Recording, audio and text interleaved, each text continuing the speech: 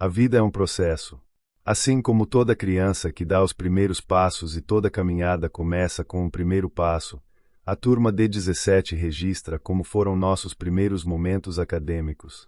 Percebemos que, embora talvez não sejamos tão brilhantes, possuímos potencial e acreditamos em Deus, em nós mesmos, no companheirismo e em um futuro promissor. Este registro serve para guardar as mais belas lembranças dos amigos desta turma, sem a pretensão de chegar aos cinemas. A caminhada é longa, mas chegaremos lá. É bom estarmos juntos. E estou reduzindo o tempo, né? Porque ela é 1h30 para sustentação e depois 1 hora para réplica e para tréplica. A gente vai fazer 30, 30, 15, 15. Tá bom? Depois vocês terminarem, eles vão dar uma volta e a gente finaliza. É só isso. Tá? E quem não vai falar, calado, tá bom?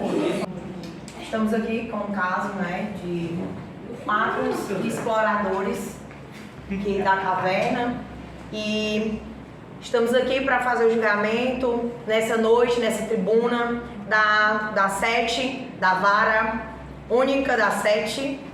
E a gente vai passar a palavra agora para início dessa tribuna para acusação. Vamos lá, boa noite a todos. Vamos iniciar aqui a primeira tese, que é a tese que a gente vai defender, uma das teses. Eu vou defender a tese que houve um homicídio. Então, ao longo da vida humana, a gente sabe que a sociedade evoluiu para defender nossos princípios, nossas morais e nossas éticas. Isso a sociedade vem evoluindo ao longo do tempo e com isso vem as normas, os princípios, o justnaturalismo, o justpositivismo, que a gente está estudando. Então, a gente vai entrar aqui na tese do homicídio, que houve um homicídio premeditado, onde ali 4 pessoas assassinaram uma pessoa. Primeira tese, primeiro coisa. E nisso, percorrendo os trechos do livro, os votos dos juízes, ali todos os juízes, eles claramente votaram que houve um assassinato, mas ali alguns juízes viram um estado de necessidade e outros juízes não, outros juízes viram ali meio que uma psicopatia de grupos.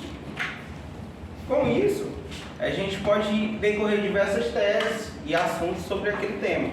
O primeiro tema, onde a gente queria deixar bem claro, é o contrato que foi feito. Um contrato onde foi feito em que todos acordaram no momento e após desistiram do contrato. Mas mesmo assim o contrato foi executado, mesmo após a desistência. E isso a gente sabe que está errado. Se eu fizer um contrato com uma pessoa e depois eu querer cancelar aquele contrato, vai haver uma multa, vai haver algum procedimento, mas não vai haver, aquele contrato ele não vai ser imposto a mim de forma obrigatória. Todo contrato ele tem uma cláusula de cancelamento, de rescisão do contrato. E ali foi feito claramente uma obrigação daquele contrato, onde aquele que foi sorteado para ser a vítima, ele nem ao menos teve a chance de jogar o dado para si mesmo, porque ele se recusou àquele contrato e após aquilo jogaram o dado para ele e ele foi escolhido. Jogando para o outro lado, vamos lá pela excludente de ilicitude. Outra tese que a gente levantou, onde muitos pensam que ali havia um estado de necessidade urgente para cometer aquele assassinato.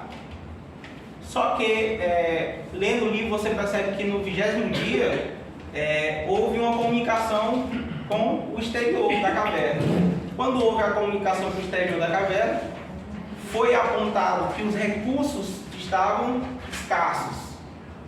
Um recurso escasso não quer dizer que o recurso acabou, não é mesmo, cara? Um recurso escasso é um recurso que ele está prestes a acabar ou então está pouco. E deram prazo ali de no mínimo 10 dias para resgatarem aquelas pessoas.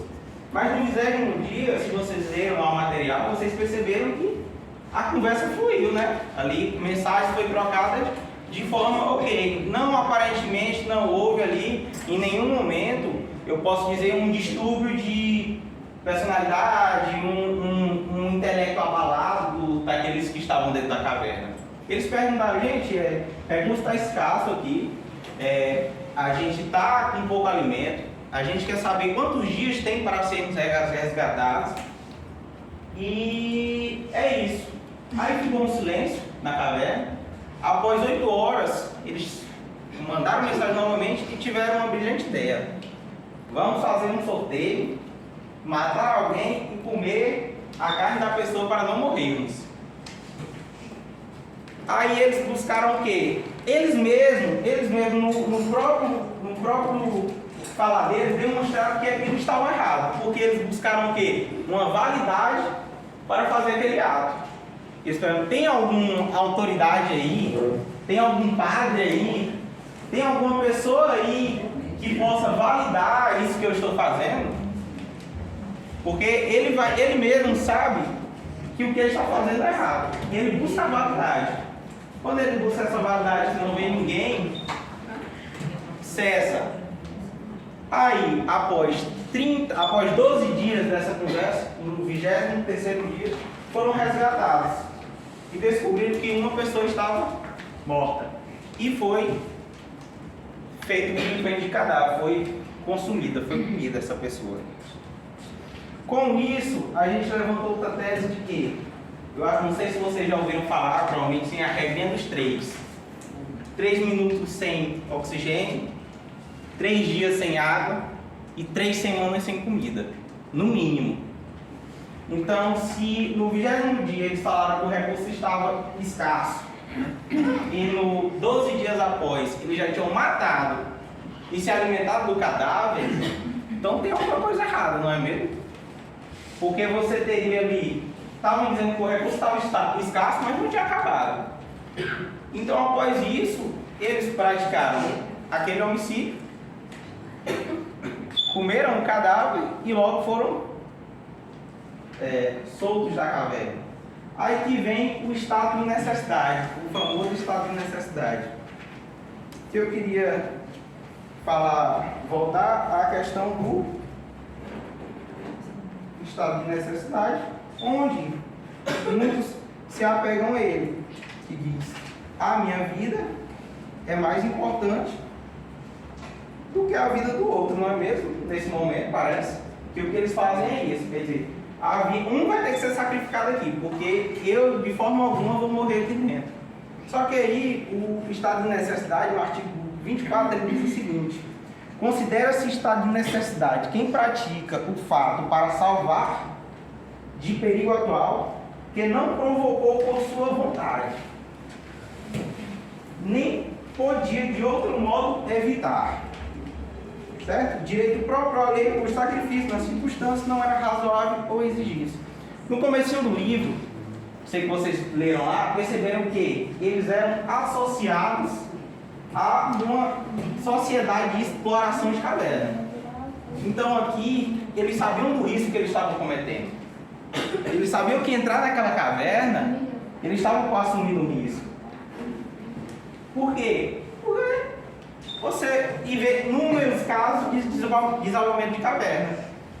Então, eu assumo e digo, de fato, confiando que, ao assumir esse risco, eles estão excludendo o estado de necessidade deles. Porque diz aqui, quem pratica o fato para salvar de perigo atual, que não provocou por sua vontade, nem podia de outro modo evitar. Eu posso evitar dentro de uma caverna.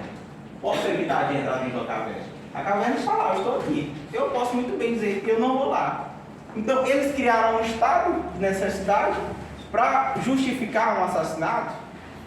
Eu acredito que isso tem que ser punido. Que isso é errado. Diante de todo o caso exposto aqui, eu gostaria de começar fazendo uma pergunta para você, excelentíssimo. O que você faria?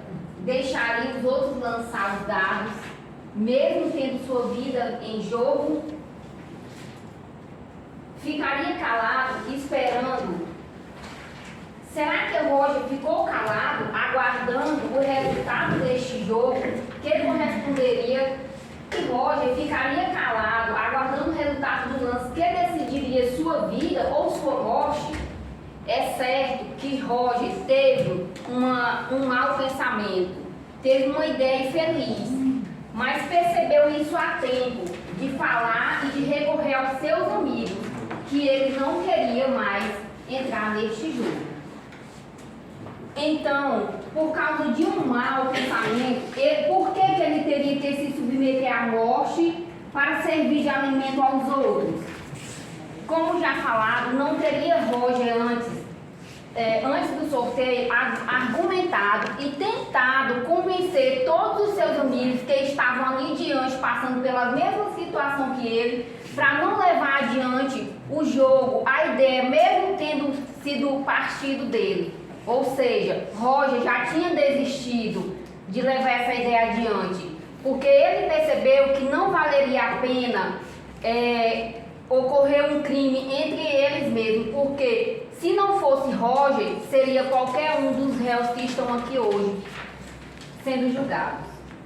Quem aqui pode afirmar com certeza que ele aceitou pacificamente que os seus colegas jogassem os dados por sua vez, os seus colegas decidindo se eles ficaria vivo ou morreria naquele local, naquele determinado momento? Diante disso, eu trago a vocês, excelências, como são sabedores da Constituição, que, inspirado por grandes justos filósofos como Thomas Hobbes, marcado pelo positivismo, temos escrito na Constituição o bem jurídico, a vida humana, que está lá, excelência, está lá na Constituição Federal, em seu artigo 5º, capítulo 1, é um princípio basilar, um princípio fundamental, né? E é inviolável, né? É um bem essencial para todos, e todos têm direito à vida. E também trago a vocês o artigo 1 do inciso 3, a dignidade da pessoa humana passou e é considerado um valor constitucional supremo. Dessa forma, o indivíduo deixou de ser objeto do sistema para ser um ponto central. Então, gente, tanto a vida como a dignidade de Robert foi ceifada dentro daquela caverna por seus próprios amigos, né? Tirando a chance de estar em sociedade, tirando a chance de estar com sua família. A família de Roger não teve nem opção e nem teve alternativa nenhuma para nem ter um velório digno da sua morte, de tão trágico que foi feito com eles. Diante dos fatos aqui expostos, percebemos o quanto esses direitos, como eu já mencionei para vocês, excelências, tanto um quanto o outro foram violados. A dignidade de Roger, traduzida em seu direito de aceitar não participar daquele jogo mortal, foi ignorada e sua vida foi brutalmente ceifada. Quero deixar claro para vocês que a defesa buscará convencer os senhores jurados que o jogo foi proposto pelo próprio Roger. E sim, Roger propôs, só que Roger voltou atrás da sua decisão, pois, mesmo consentindo, ele sabia que não valeria a pena levar aquele jogo adiante. O consentimento da vítima não exime os autores da responsabilidade criminal. Então, se não fosse Roger, teria sido qualquer um dos que estavam dentro da caverna. Então, continuaria sendo crime, porque tirar a vida de outra pessoa está na lei, excelência. É crime de qualquer forma. Caros jurados, excelências, né? Caros excelências, também não vamos nos deixar levar pela falsa ideia de legítima defesa. Não houve legítima defesa, excelências. Como que uma pessoa só acuada como que existe legítima defesa de 4 contra 1? Roger, apenas 1. e eles eram 4. Enquanto o Roger estava sozinho num canto, acuado no meio, os 4 estavam premeditando sua morte, estavam combinando sua morte. Ora, excelências, como se pode clamar a legítima defesa nesse caso? Roger jamais tomou qualquer atitude de ataque aos réus. Nos autos e nem em depoimentos dos próprios réus não consta em momento algum nenhuma fala dos réus e em qualquer momento Roger tomou atitude de violência contra os próprios réus. Pelo contrário, Roger estava acuado, sozinho, contra 4 dentro da caverna. E isso, com isso foi ceifado sua vida, eram 4 contra 1. Então, eu deixo bem claro para vocês que não houve legítima defesa. É um fundamento que não tem cabimento. E eu trago outra possibilidade para vocês sobre a questão do estado de necessidade. Também que também não encontra os mínimos elementos que possam ser adequados a este fato. Estado de necessidade, Vossas Excelências, quer dizer que é uma situação de perigo atual, de interesse dos protegidos pelo direito. Ou seja, se o perigo fosse atual naquele momento dentro da caverna, configuraria como um estado de necessidade, mas não. Foi premeditado como um perigo futuro. E, ao entrar em contato no externo, eles queriam saber quantos dias eles poderiam ficar vivos se eles conseguissem comer na cidade, se alimentar de carne humana. Então foi um crime premeditado. O estado de necessidade, ele se configura pelo perigo atual, de interesse dos próprios pelos direitos. E aí, conforme nos autos, o entendimento do próprio Roger, ele falava que não seria melhor esperar pelo menos uma semana do resgate. Roger colocava isso nos autos. Mas não, foi premeditado como um perigo futuro, que não foi o que aconteceu, porque eles foram resgatados e com vida. Então, se Roger estivesse junto com eles, estariam os 5 vivos hoje e não estaria ninguém passando por isso aqui. Além disso, Roger, conforme colocado, foi assassinado no 23º dia.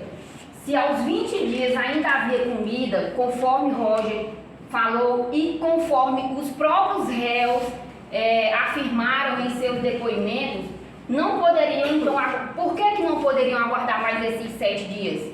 Porque do dia da morte de Roger, passou 7 dias para eles serem resgatados. Então, Vossas Excelências,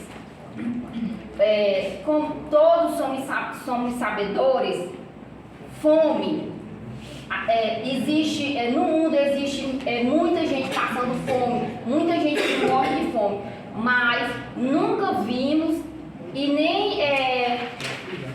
nunca vimos nenhum noticiário falando, nunca se ouve falar de ataques canibais entre os mais desprovidos, como foi feito desta forma, como a vítima, como Roger.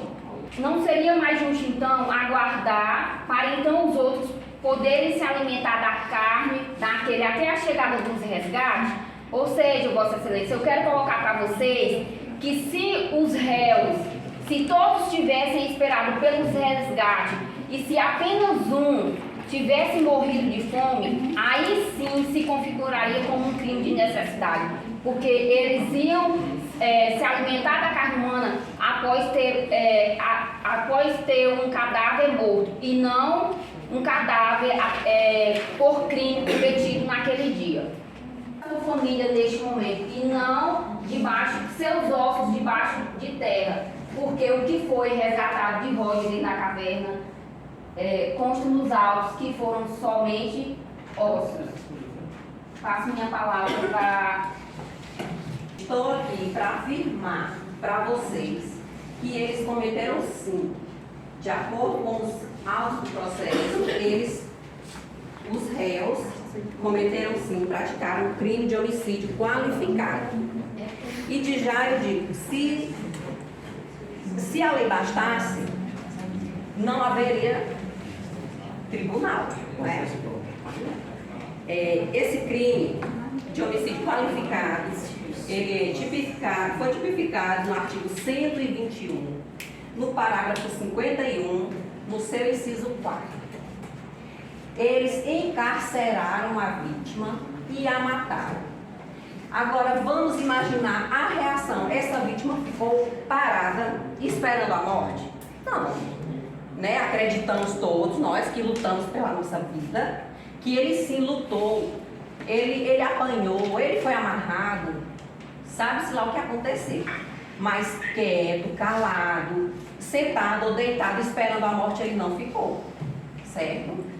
Então, quem diz que eles estavam fora de si, como eles ficaram fora de si com 3 dias, né? Apenas 3 dias sem comida, porque foram os dias que eles ficaram. Quantas pessoas tem no mundo que passa fome, que passa semanas, meses até de fome e não morre? Eles com 3 dias se sentiram ameaçados à morte, eles achavam que iam morrer com apenas 3 dias. Não, né? Aí, o que levou eles, os outros 4, a matar o colega, que eles eram colegas. Mais um ponto aí para você, para intrigar, né? Para intrigar a gente, por que eles foram matar um colega? Deveria ter algum motivo. Apenas um dado não foi. 3 dias de fome, ninguém ia matar ninguém. Até porque eles, sendo pessoas que vivem em sociedade, vão ter nojo de comer a carne do outro. Você tem que estar e peçam a condenação dos 4. Cumprimento dos colegas, cumprimento também a mesa dos cientistas, e eu queria argumentar, falar sobre esse caso desses réus, né, que está aqui na tribuna a serem julgados, e queria dizer que num caso um deles preso na escuridão, com fome, com sede, sem nada, 4, 5 pessoas, e no desespero, um comenta de dizer, vamos fazer um sorteio para quem vai ser morto, para servir de alimento, por estar em muitos dias dentro da caverna e por os seus utensílios ter acabado. E aí, nesse sorteio, infelizmente um foi o que foi assassinado, né? E eu queria dizer que qualquer pessoa, numa situação como essa, faria o mesmo. Pergunto também ao excelentíssimo, se num grupo de 8 pessoas, 2 estiverem com fome, com sede, e os outros alimentados, qual seria a reação deles? O que fariam no caso desse? E eu queria também dizer que qualquer pessoa pode sim fazer, dependendo da situação em que se encontra, né? Pode, pelo momento de fraqueza, de fragilidade, porque estavam frágeis, estavam debilitados, e foi sim um homicídio, sem chance de defesa, não teria como se defender. Vamos deixar de lado as suposições do caso e vamos partir para os fatos. 5 exploradores dentro de uma caverna sem alimentos, sem possibilidades de sobrevivência, entram em comunicação com diversas vezes com o mundo exterior sem nenhuma possibilidade, não foram dadas a ele nenhuma possibilidade de sobrevivência, não é?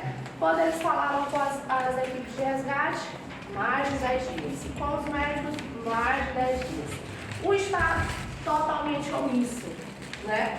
Então, o que aconteceu? Nesse momento, os réus, eles não estavam sujeitos ao direito positivo, às leis do Estado.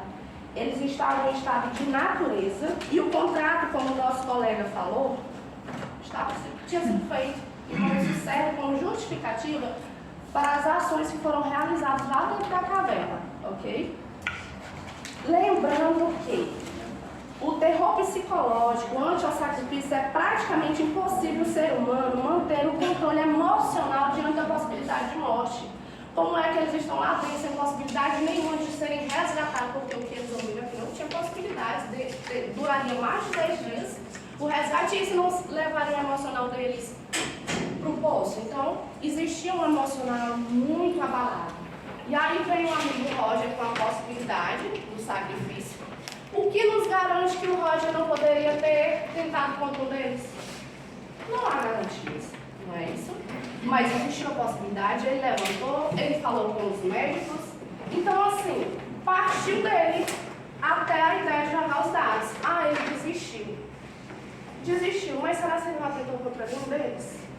Realmente era um 4 contra 1, mas a ideia não foi dele. O psicológico estava abalado de todos. Então, vamos lá. Eles estavam no estado de necessidade de período atual. De acordo com o nosso Código Penal, artigo 4 do Código Penal, consideram-se praticado o crime no momento de ação ou omissão, ainda que o outro seja o momento do resultado. Porém, estamos diante da inexistência de um ambiente jurídico ou político que o caracteriza como um fato atípico, além de uma condição não prevista no ordenamento, e na ocasião as normas jurídicas se encontravam totalmente invalidadas. Era um estado de natureza. Era o bem à vida, eles queriam a vida deles, eles estavam em busca da vida deles, que é nosso bem maior, não é isso? O agente que pratica o fato em estado de necessidade terá o benefício da excludente ilicitude referida por se tratar de um caso extraordinário que está lá no artigo 23.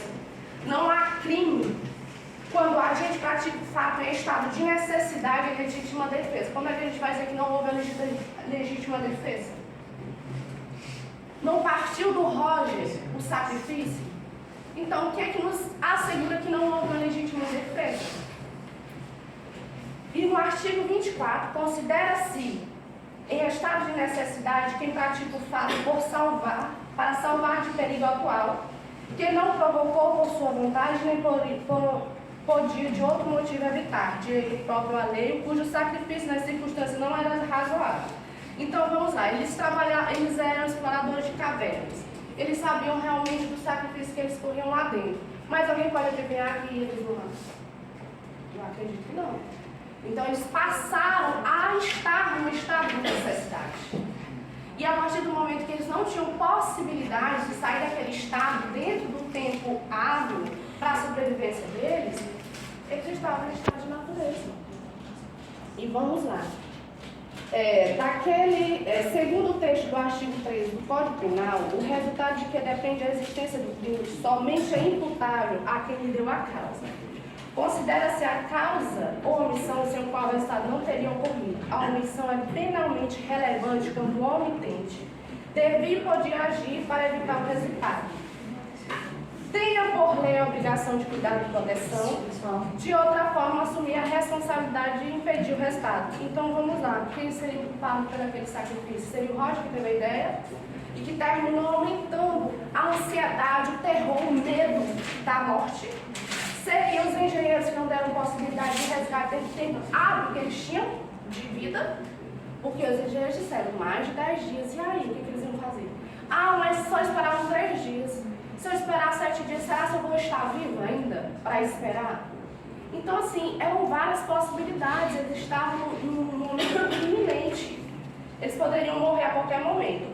Ainda teve o próprio médico que afirmou que se eles se alimentassem de uma carne humana, eles sobreviveriam. E o próprio Estado, que são as autoridades, questionaram se omitiram, e mesmo pressupondo que eles poderiam levar à execução do plano de sobrevivência, que era justamente o sacrifício de um deles, eles se omitiram. Então eu acredito que todos tiveram a oportunidade, quanto à competência necessária para evitar a conduta de todos. Não ser o motivo do julgamento agora. Porque todos tiveram e ninguém fez nada. Fizeram nada para impedir. Ok? Contudo, chegamos à conclusão óbvia que não houve nenhum crime, uma vez que, de acordo com o texto constitucional, para que se caracterize crime, é necessária a existência de um fato típico ilícito culpável. E aqui foram afastados elementos de ilicitude e culpabilidade. Tem-se por certa a inexistência do crime. O sacrifício de um homem se tiver havido esse sacrifício foi necessário para a sobrevivência dos demais. Eu passo agora a minha voz para a doutora Sara. Boa noite a todos, boa noite, excelentíssimos. Eu quero começar a minha apresentação falando um trechinho do caso que creio que a promotoria não falou corretamente. Vamos lá. Desde que se soube que os exploradores tinham levado consigo apenas escassas provisões e se ficou também sabendo que não havia substância animal ou vegetal na caverna que lhes permitisse substituir, temeu-se que eles morressem na inanição antes que o acesso até o ponto em que se achavam se tornasse possível. Eu queria saber se nesse trecho informa que eles tinham comida até o 20º dia? Aqui informa que eles tinham comida até o 20º dia? Não. E se a comida acabou no primeiro dia? No segundo dia? No terceiro dia? Creio eu que eles não levaram comida para passar 20 dias dentro de uma caverna, porque isso não era o esperado.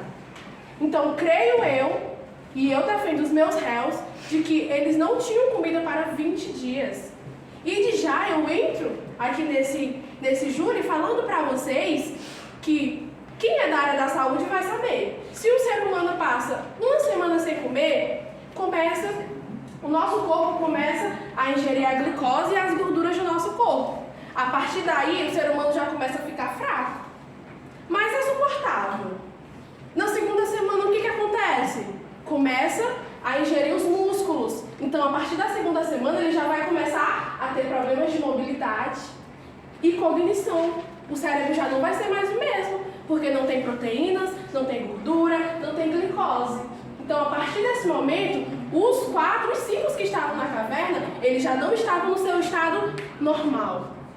Na terceira semana, se na segunda eles já estavam os 4 sem movimentação, imagina na terceira, o que aconteceu? Então, aqui a gente traz para esse júri de que eles não estavam no seu estado normal, é onde entra a imputabilidade. Que está descrito no nosso artigo 26 do nosso Código Penal, que eles não estavam com suas faculdades mentais íntegras. Eu peço que todos que estão aqui se coloquem no lugar deles. 20 dias sem comer, bebendo da sua urina. Eu peço que se coloquem no lugar deles. A gente, numa dieta de 2 dias, a gente já quer comer tudo que vem pela frente. Imagine você passar 20 dias sem comer. Peço que o magistrado se coloque no lugar dos réus.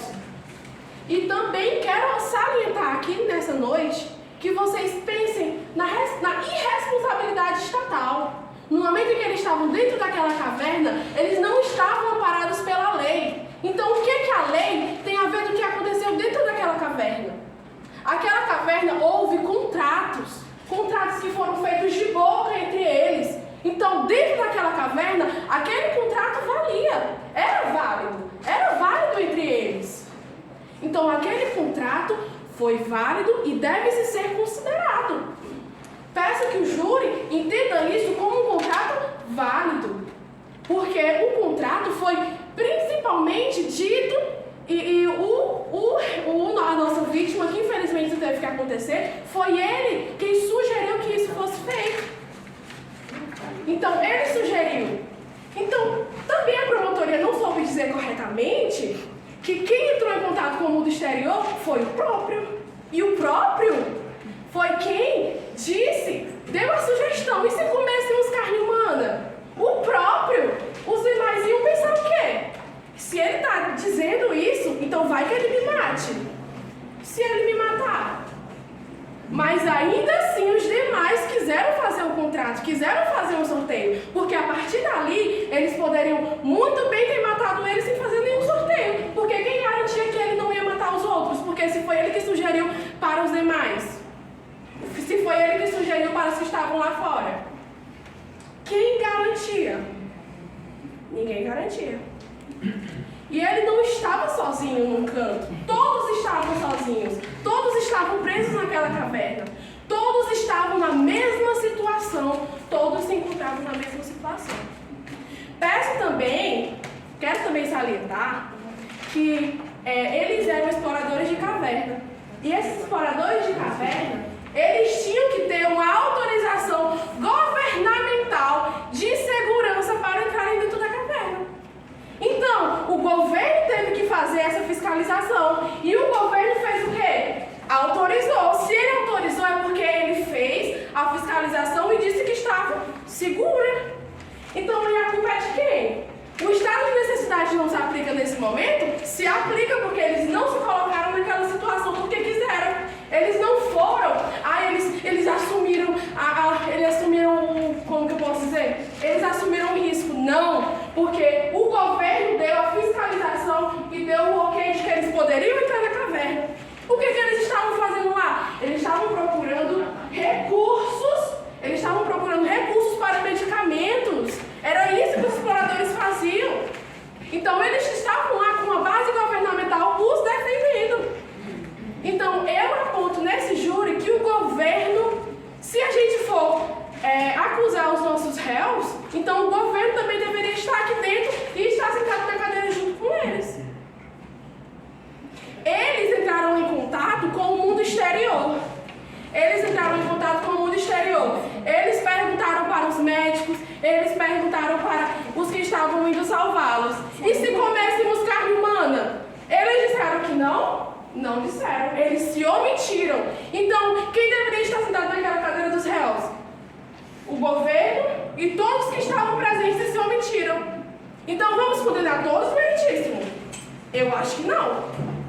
Então, creio eu que a promotoria não está querendo fazer justiça, está querendo fazer vingança. Porque isso é você se vingar de quem passou 32 dias. Olha só, mais um erro que a promotoria cometeu. Que eles disseram que após 7 dias que eles comeram o rapaz, o Holmes, eles foram tirados da caverna. E não. Eles fizeram esse ato no 23º dia e só foram salvos no 32º dia. 9 dias após. Então, passar mais 9 dias com atrofia muscular, com dores profundas, com falta de memória, com o emocional totalmente abalado e sem saber se sairiam dali vivos, isso é correto, promotoria? Isso é correto e meritíssimo? Creio que não. Boa noite aos magistrados. Antes de começar a tese, eu gostaria de relembrar os senhores, que a promotoria, ao fazer perguntas que possam gerar juízo de valores na decisão de vocês, que eu sei que os senhores já pesquisaram e sabem que isso pode anular a decisão de vocês. Os juízes aqui presentes têm que ser imparciais e se atrelar aos fatos, coisa que a promotoria não fez. Primeiro, levantou questões como se houvesse uma briga entre eles para ter legítima defesa. No texto, no caso concreto, não existe detalhes minuciosos que possam fazer com que eles levantem essa tese de que houve uma certa briga ou discussão. O fato é, houve uma morte sim. E aí eu quero levantar a tese em relação a isso. Se pegarmos ali a tríade do que é o crime, nós temos o fato típico, a ilicitude e a culpabilidade. Existiu um crime? Sim. É visível. Existiu um fato típico? Sim. Porém, como as minhas nobres colegas já trabalharam a questão da ilicitude, vou relembrar os senhores que existe sim uma excludente. Não é porque houve um crime que aquele ser humano, aquele indivíduo, ele possa ser culpado, julgado e condenado. Então temos aqui a primeira excludente de ilicitude, que seria o estado de necessidade. O que seria o estado de necessidade? O que é preciso para ter os requisitos do estado de necessidade? Primeiro, perigo atual e iminente. A promotoria falou que não existia um perigo atual, mas sim existia um perigo iminente, algo que poderia vir a acontecer. Não é uma certeza, uma verdade absoluta, mas poderia acontecer o quê? Os demais, todos ali, morrerem devido ao quê? À falta de alimentação, a falta de ingerir proteína no corpo humano.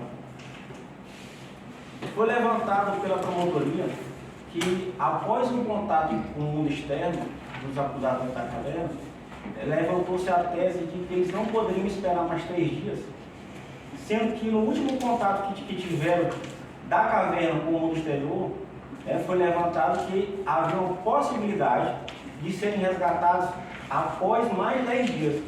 Então, o último contato aconteceu com 20 dias, né, sobre o erro de proibição. Tá? E aí onde eu trago aqui a questão da potencial ilicitude, a potencial consciência da ilicitude, ou seja, a capacidade do indivíduo dele ter noção que aquele ato dele é legal ou não. E é onde eu vou embasar isso no texto. No último contato, os acusados, eles perguntaram se eles praticassem aquele jogo e aquele jogo desse o resultado morte, se aquilo era legal. E eles perguntaram se poderiam fazer aquilo como uma sugestão para que eles pudessem suportar mais dias. Porém, no contato, ninguém quis opinar. Nem juiz, nem sociedade, ninguém que estava naquele acampamento quis opinar se aquilo seria legal. E aonde eu quero puxar a questão do erro de proibição, lá no artigo 21 do Código Penal. Eu vou ler aqui para os senhores. O desconhecimento da lei é inexcusável, ou seja, a gente não pode alegar que a gente não sabe que aquilo é errado. E aí vem uma ressalva.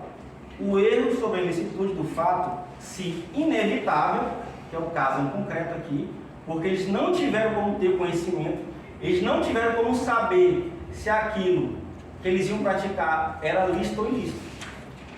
E é onde eu levanto aqui a tese do erro de proibição inevitável. Eles não tinham como obter o conhecimento se aquele fato realmente era ilícito ou não. Naquele caso concreto, eles não tiveram como obter. Eles tentaram obter esse conhecimento, mas foram recusados. Não tiveram como.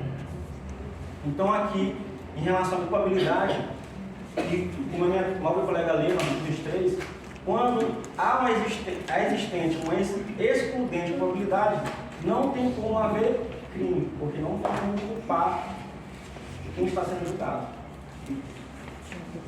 Outra tese que eu gostaria de levantar é a inexigibilidade da conduta diversa supralegal. O que seria isso? Seria naquele momento os acusados não tiveram outro tipo de conduta a não ser praticada. Eles não tiveram outra solução, não tinha outra solução. Então foi feito o ato, teve um crime, teve um fato tipo teve, mas nós temos também excludentes que podem sanar, que tiram a penalidade, tiram a culpa dos nossos clientes. São justamente esse erro de proibição inevitável, eles não tinham como obter aquele conhecimento. E a questão também da inexigibilidade contra o diverso supralegal. Eles não tinham como praticar outro tipo de ação para que pudesse ter a subsistência dos demais qualificados. Agora eu passo a palavra do Dr. Carlos em continuar. Primeiramente, boa noite aos meritíssimos, boa noite aos todos aqui presentes. Então, gostaria de começar levantando uma questão. 4 indivíduos presos na caverna, olham com um ambiente caótico, uma forte probabilidade de pedras caírem por cima deles, por causa de uma morte natural, e sem ter a certeza de que eles vão ser salvos, entendeu? A doutora Láucia, ela afirmou que na época, em 1949, não existiam rádios. Sendo esse o caso, isso aumenta mais ainda a probabilidade da incerteza de eles terem a certeza de que vão sair. Não há como saber como eles foram... não há como saber como houve a comunicação, entendeu? Mas foi, não sei, argumentando da parte da caverna para o outro. Sabe? Enfim. Então, o que ocorreu na circunstância do Candidato? Bom, não tem como a gente pegar essa situação e utilizar termos das leis que utilizamos no nosso dia a dia por justamente se qualificar uma situação não exceção. Justamente serem 4 indivíduos que estão numa situação de necessidade e estarem justamente na necessidade de comida, na necessidade de água, de hidratação. Porque assim, não é deixado claro na situação se eles realmente tinham comida até 10 dias, 7 dias, ou um dia, sabe? Na verdade, essa situação do corpo estar se nutrindo da própria gordura, do tecido muscular, vai causar mais confusão na mente dos réus. Logo, nessa situação, justamente por estarem no desespero, estarem nessa incerteza de se serão salvos ou não, obviamente, eles iriam tomar atitudes extremas. Era uma situação extrema que requeria uma atitude também extrema. Então, é totalmente proporcional com o ocorrido. Logo, a questão assim da morte. Tudo bem, houve um homicídio, mas a gente precisa entender que eles estavam utilizando a lei natural. Que eles estavam com a vida deles em risco, totalmente confusos, estavam fora de si. E logo em seguida, eles precisavam escolher ou a vida de um ou a vida de todos. As duas escolhas são ruins, são malignas. Porém, entre o mal maior e o mal menor, sempre opte pelo mal menor, porque é sempre onde você estará mais perto do benigno. Então, assim, eles deveriam ser qualificados como inocentes por justamente estarem numa situação totalmente desfavorável a utilizar a razão que utilizamos no nosso dia a dia. É uma situação que eles não estavam esperando, chegaram lá, não tinham comida suficiente para aguentar esses 32 dias e infelizmente acabaram tomando essa atitude. Não pela razão ali de quererem realmente cometer um homicídio, entendeu? Como se fossem psicopatas, mas por justamente estarem justamente pela falta de capacidade mental, não, eles estavam debilitados mentalmente, eles acabaram, infelizmente, cometendo esse ato no estado mais selvagem deles. Então não é como se a gente estivesse conversando com seres humanos civilizados, entende? Por exemplo, um animal selvagem, que acho que é possível comparar, já nessa situação aqui, especificamente, provavelmente ele poderia cometer a mesma atitude. Então, acho que eles deveriam ser qualificados como inocentes por justamente estarem numa situação totalmente desfavorável e terem cometido a escolha que fizeram por justamente não estarem na mentalidade de princípio. Eu passo a voz para a doutora Regina. Boa noite, meritíssimos. Eu gostaria de fazer algumas lembranças aqui. Gostaria de lembrar que quem deu a ideia foi o Roger, não foram os outros, não foi nenhum dos outros colegas. A ideia de morte, ela vem com a fala do Roger. Quero lembrar também que a questão ocorreu exatamente 3 dias após a fala dele.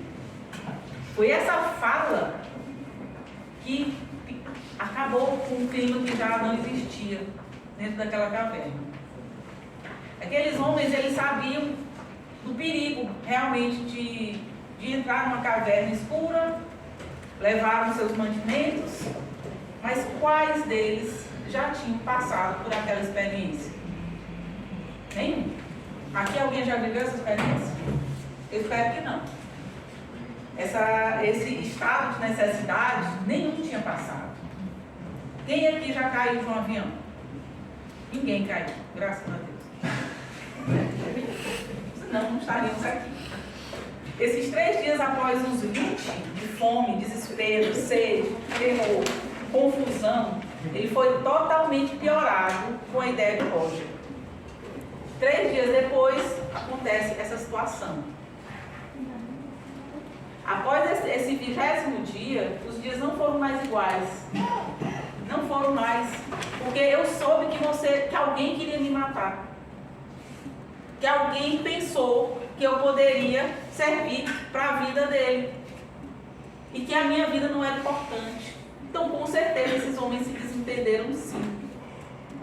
Pensar se ele estava lá parado, será que o Roger também não atentou contra a vida de alguns colegas? Certezas nós não temos.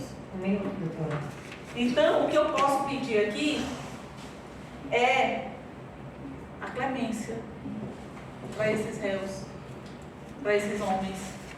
Pedir que eles retornem para as suas casas. 32 dias já é uma punição enorme. Já é uma punição enorme. E de fato, aqui não há.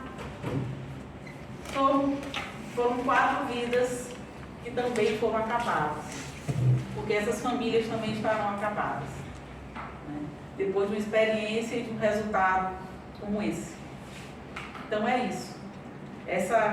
Acho que o que mais, uma coisa que tem que ser lembrada é isso. Quem falou em morte, quem falou em matar, foi o Roger. E foi a partir daí que tudo mudou, o cenário mudou. Eu agradeço e volto a pedir a clemência para os 4 réus. Os colegas do réu falaram muitas suposições bonitas, muitas teses, mas vamos aos fatos, né? O que interessa, o que de fato aconteceu. O que é interessante é eu vi o estado de natureza, o famoso estado de natureza, porque a caverna desabou. Então, quando o momento que a caverna desabou, não existia mais lei. Que coisa estranha é essa, não? Então quer dizer que se o prédio aqui, essa parede da frente desabasse aqui dessa porta e ele ficasse preso, acabou a Constituição Federal. Eu posso fazer o que eu quiser, na hora que quiser, porque não é, eu estou preso, então o estado entrou em estado de natureza e as leis não se aplicam mais. Muito interessante essa maravilhosa tese. E nessa mesma tese eu vou lembrá-los de uma coisa que acontece muito no nosso país. Se a lei chegar até lá, a denúncia chegar até a justiça, ele vai ser preso da mesma forma. Outra suposição maravilhosa foi o estado, a excludência de ilicitude.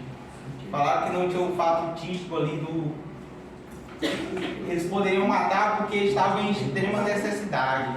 O valor da vida, o bem maior ou o bem menor estava ali. O que é que julga? Qual é essa balança que diz que a minha vida ou a sua vida vale mais?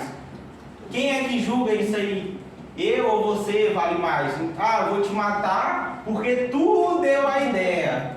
Gente, eu falar bem aqui, eu sou um matador de aluguel, cobro 50 reais para matar uma pessoa. É um crime? Não. Agora, eu cometer aquele crime, se eu chegar a matar uma pessoa por causa de 50 reais, aí o crime aconteceu, então eu vou ser julgado. O que foi morto, a vítima, ela chegar e falar na ligação, mas a gente está querendo assassinar alguém para comer a carne dela.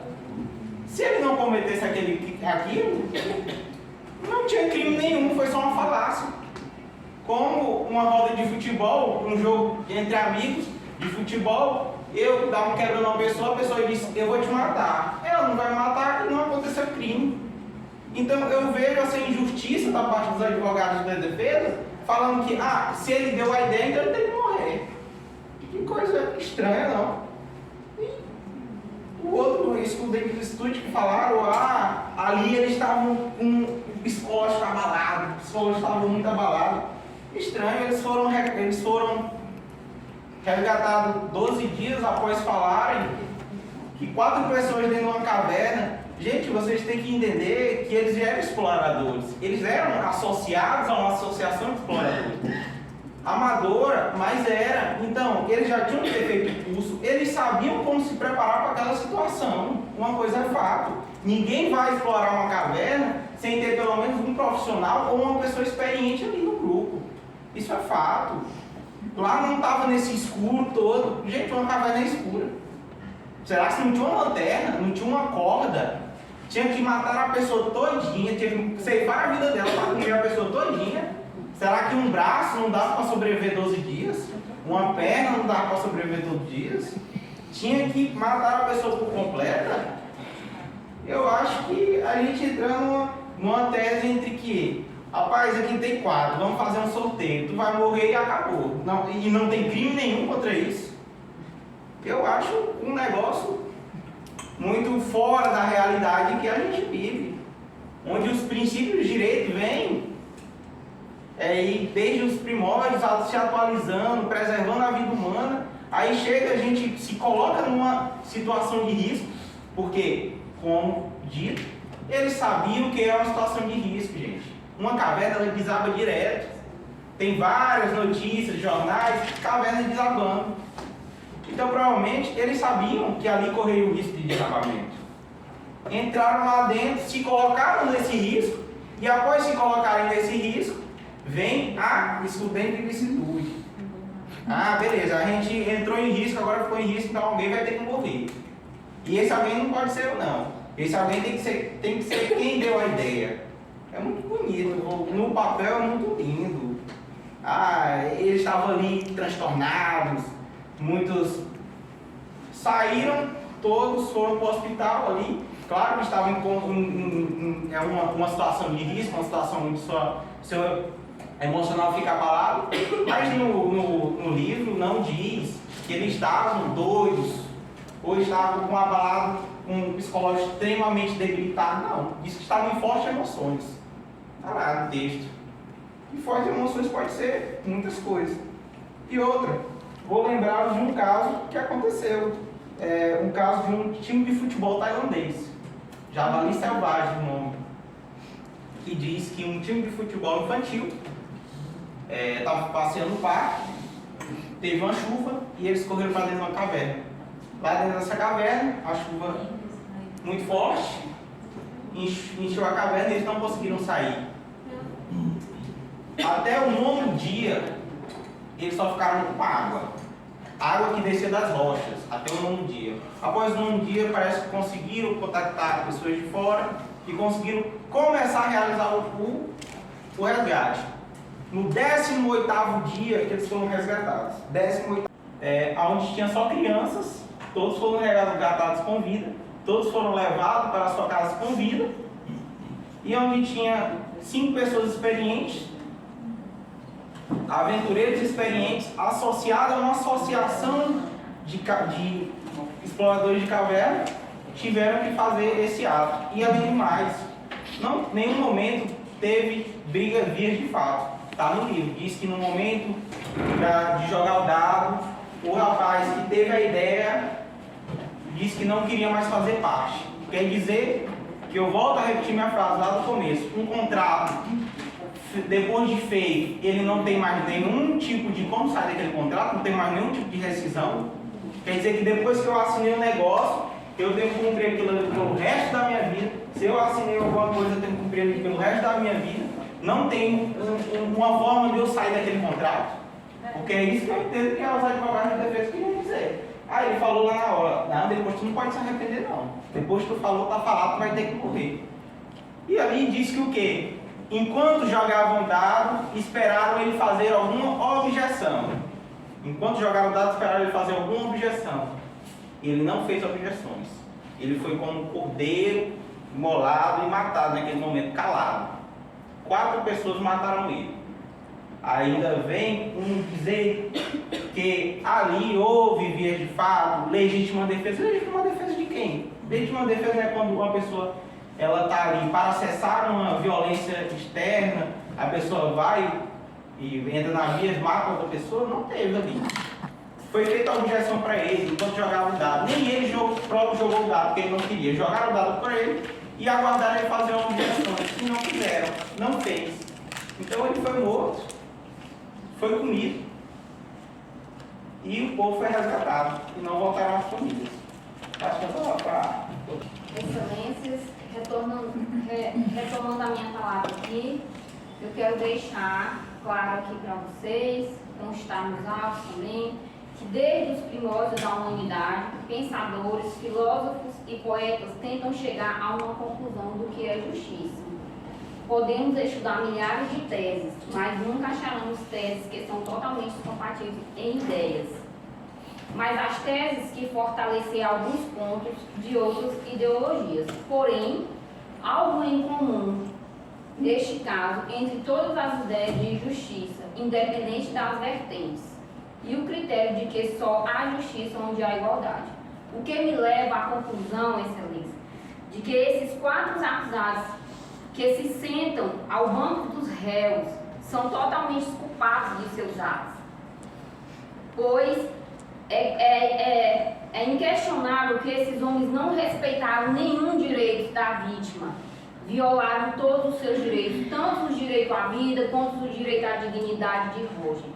Não, e nunca haverá um critério de igualdade no que aconteceu dentro daquela caverna, como foi colocado aqui nesta tribuna. Uma vida, Excelência, nunca valerá mais do que a outra. A minha vida não valerá mais do que a sua, nem a sua valerá mais do que a minha. A necessidade de sobrevivência de um não pode ser maior do que o outro. Então todos tinham sim necessidade de sobreviver. Não só os réus que estão aqui neste momento. Vidas não são negociáveis, Excelência.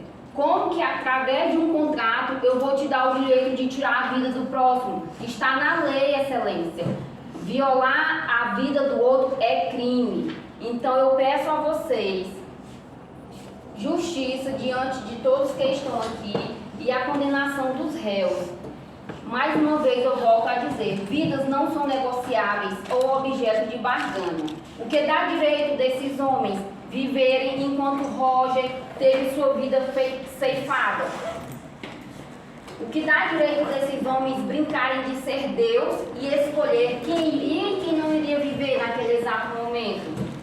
Peço que se perguntem por que esses homens merecem viver felizes, em liberdade, como aconteceu no dia em que suas famílias foram lhe receber, quando foram libertados da caverna, enquanto a família de Robert nem seu corpo recebeu para fazer um velório digno.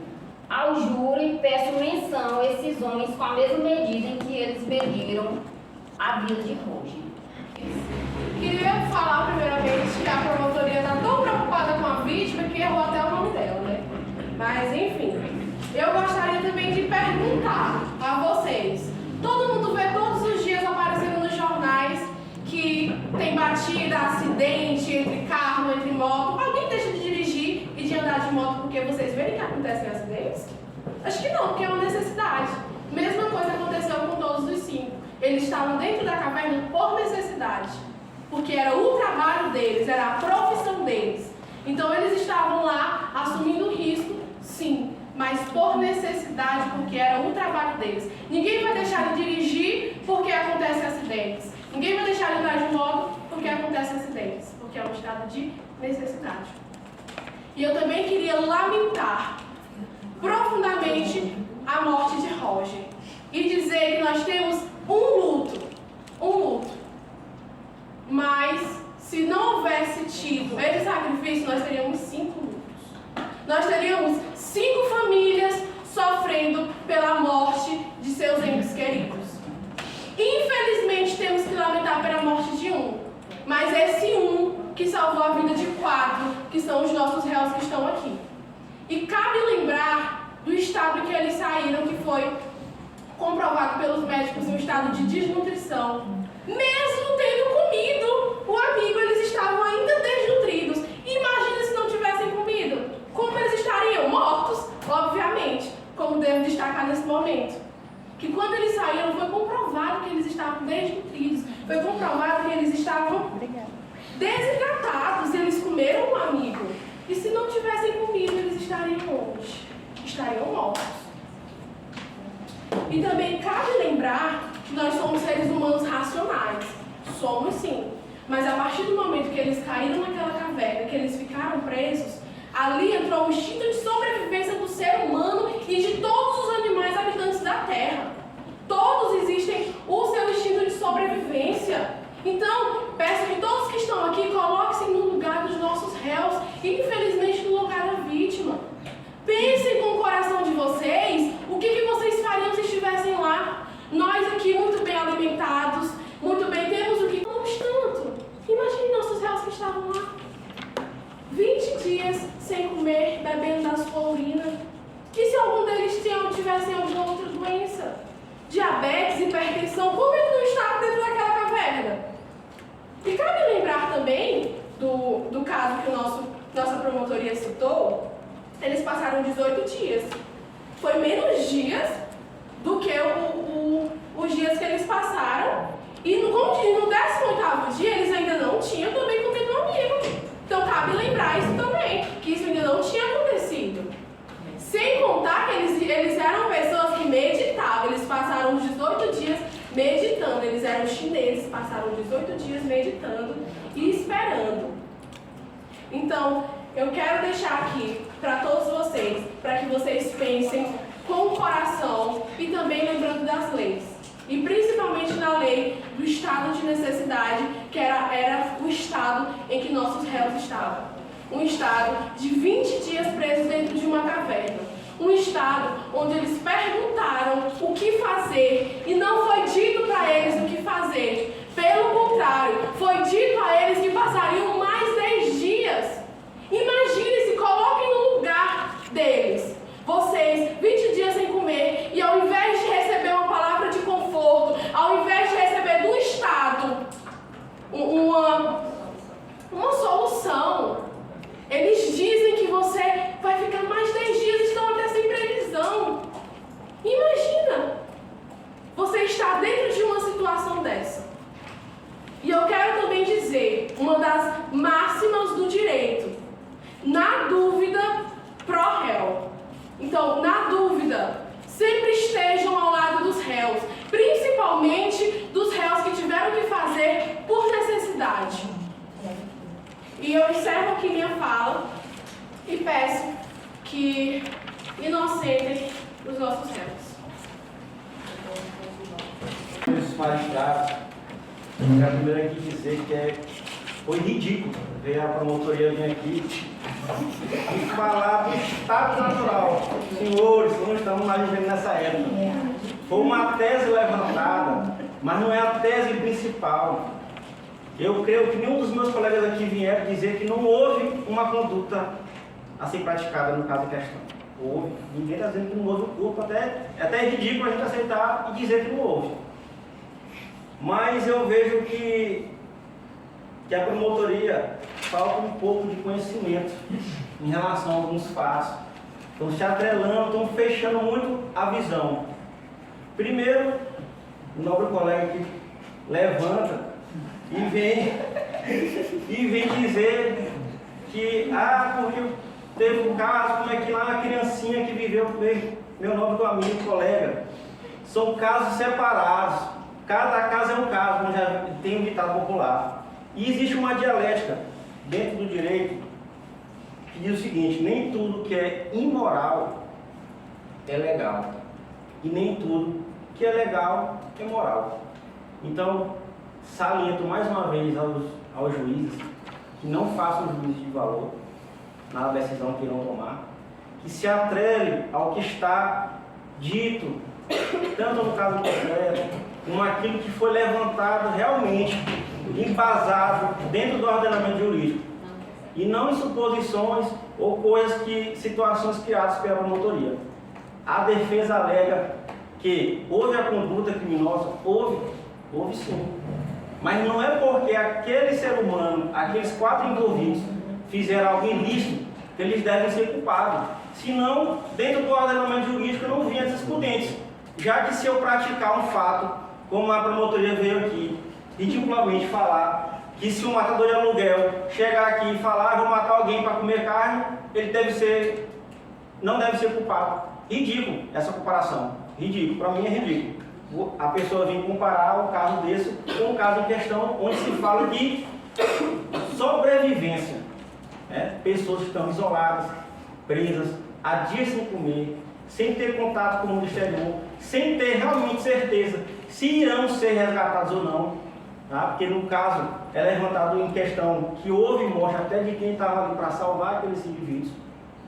Então, que o juiz se atrele à questão das excludentes de culpabilidade e de ilicitude, que a de ilicitude volto a refrisar, seria o estado de necessidade. Houve todos os requisitos, eu elenquei todos os requisitos que preenchem essa excludente. Ressaltar a excludente novamente do erro de produção inevitável, tá dentro do código, está lá no artigo 21. Né? Não estou aqui supondo e nem trazendo suposições, eu estou mostrando aos senhores que está dentro do nosso ordenamento jurídico que existe excludentes, tanto de ilicitude como de culpabilidade, onde os réus aqui, nossos clientes, se enquadram perfeitamente. Existe a conduta? Existe, mas não é somente a conduta que causa um julgamento, uma culpa ou uma sentença no indivíduo. Existe todo um requisito dentro daquilo que pode ser julgado. E não somente se atrelar à questão da ação da conduta. Então, provavelmente, a gente frisa e pede que os clientes sejam absolvidos do caso em questão.